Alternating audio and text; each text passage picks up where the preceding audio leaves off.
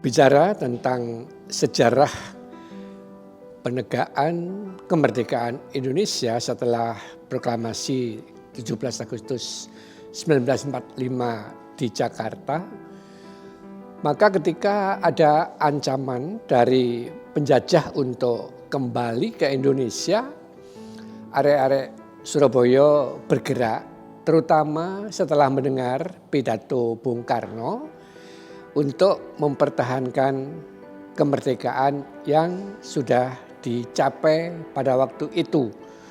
Dan arek-arek Surabaya sesuai dengan nama kota Suro ing Boyo, ini sebenarnya kalau secara letterek adalah nama Suro dan Boyo, ikan dan buaya. Tetapi juga diartikan oleh masyarakat, oleh umum, bahwa Suro ing Boyo itu wani ngadepi beboyo, berani menghadapi segala bahaya, terutama ancaman-ancaman pada kemerdekaan Indonesia. Pada waktu itu, setelah disemangati oleh pidato Bung Karno ketika penjajah datang memberondong kota Surabaya, maka atas komando Bung Tomo sebagai tokoh muda Surabaya, anak-anak bergerak untuk turun dari Gunung Sari, dari Karangrejo, dan dari pinggiran kota-kota yang di selatan dan barat. Mereka turun untuk menuju ke dekat Tugu Pahlawan untuk mempertahankan kemerdekaan Indonesia.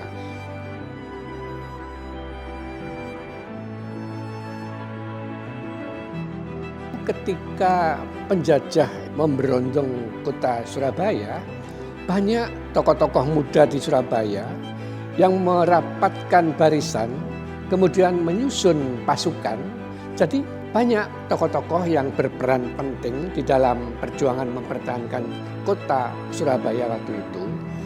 Dan peran Bung Tomo, beliau adalah tokoh yang memberikan komando secara sentral.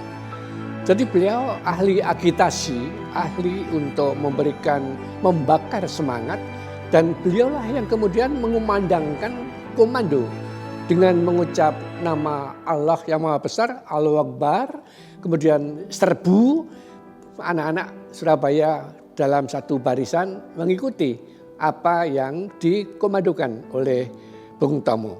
Memang pada waktu itu tokoh sentralnya Bung Tomo. Tetapi di belakang Bung Tomo berdiri sekian puluh ribu anak-anak muda yang masing-masing dipimpin oleh ketua-ketua kelompok pemuda yang terdiri dari para pejuang arek Surabaya.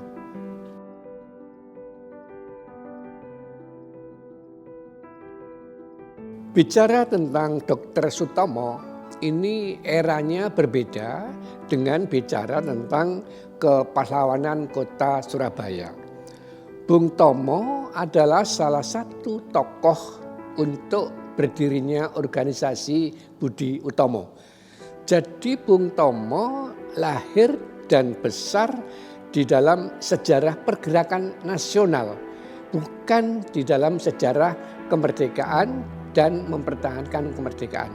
Tapi Budi Utomo dan Bung Tomo meletakkan dasar bagaimana suatu bangsa itu berorganisasi secara modern untuk bersatu padu di dalam melawan penjajah yang waktu itu menguasai 350 tahun bangsa dan negara Indonesia. Jadi memang berbeda era.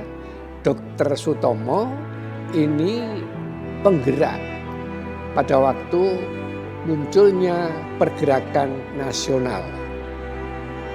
Tetapi kalau Bung Tomo itu bergerak untuk memberi komando perlawanan arek-arek Surabaya terhadap penjajah yang ingin kembali, ingin merampas kemerdekaan Indonesia.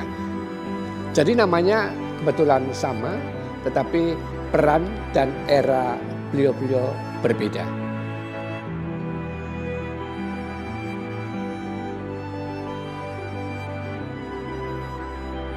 Pada waktu Belanda dan Sekutu mendarat di pelabuhan Surabaya, itu sebelumnya didahului dengan ultimatum agar arek-arek Surabaya meletakkan senjata. Tetapi arek-arek Surabaya menjawab dengan bentuk perlawanan, bukan menyerah untuk menyerahkan senjata dengan membawa bendera putih seperti yang disyaratkan oleh Belanda yang datang bersama sekutu-sekutunya itu. Maka pertempuran besar terjadi di sekitar Indrapura, Jembatan Merah, dan di sekitar daerah Perak. Nah, di sana yang sekarang jadi gedung Bank Mandiri itu adalah markas komando arek-arek Surabaya. Dan dari sanalah mereka bergerak dimulai dari yang sekarang disebut Jalan Pahlawan itu. Di sana berguguran para pemuda itu kemudian diberi tetenger, diberi bentuk peringatan yang sekarang berdiri Tugu Pahlawan. Disitulah puluhan ribu arek-arek Surabaya gugur dan Tugu Pahlawan sebagai tetenger, sebagai tempat yang ditandai kepahlawanan arek-arek Surabaya.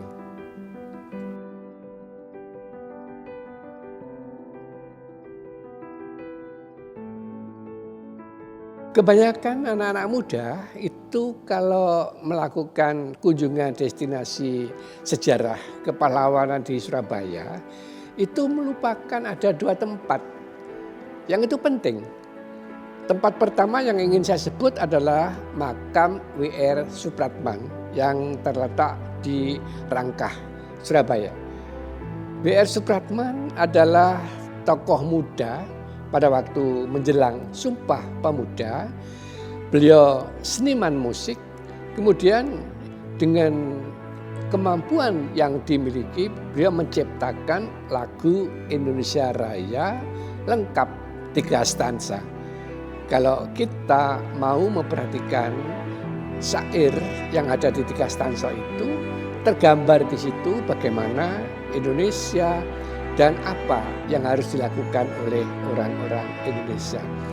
Jadi ketika Indonesia merdeka, dikumandangkan lagu Indonesia Raya, maka disitulah nama W.R. Supratman harus tetap kita kenang, kita hargai sebagai komposer lagu kebangsaan Indonesia Raya.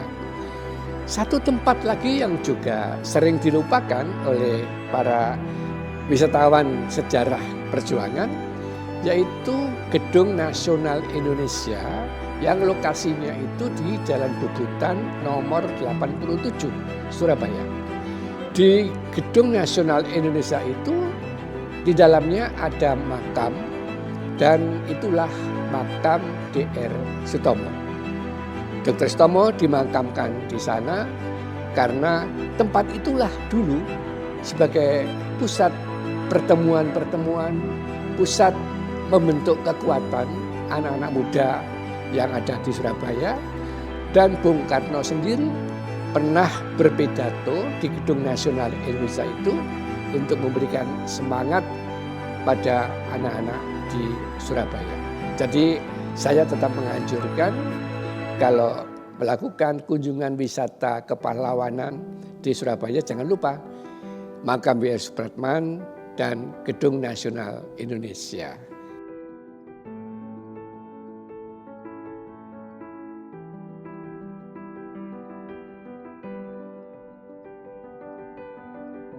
Bung Karno sebagai Presiden pertama Republik Indonesia pada 10 tahun setelah Indonesia merdeka, tepatnya pada tahun 55, itu gelisah karena kenyataannya para amtenar, para pejabat pemerintahan sipil, kemudian para pengusaha yang ada di Indonesia ya, adalah orang-orang peninggalan kolonial Belanda.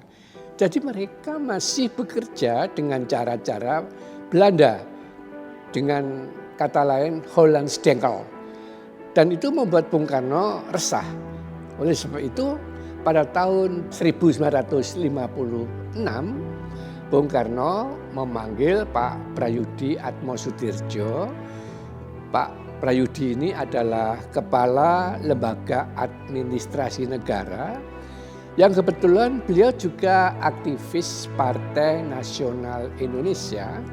Dipanggil oleh Bung Karno dan Bung Karno mengatakan bahwa Pak Prayudi ditugasi untuk mendirikan perguruan tinggi yang khusus mendidik calon administrator negara dan calon administrator niaga. Oleh sebab itu, maka Pak Prayudi kemudian melanjutkan studi di Amerika untuk memperoleh Master of Public Administration.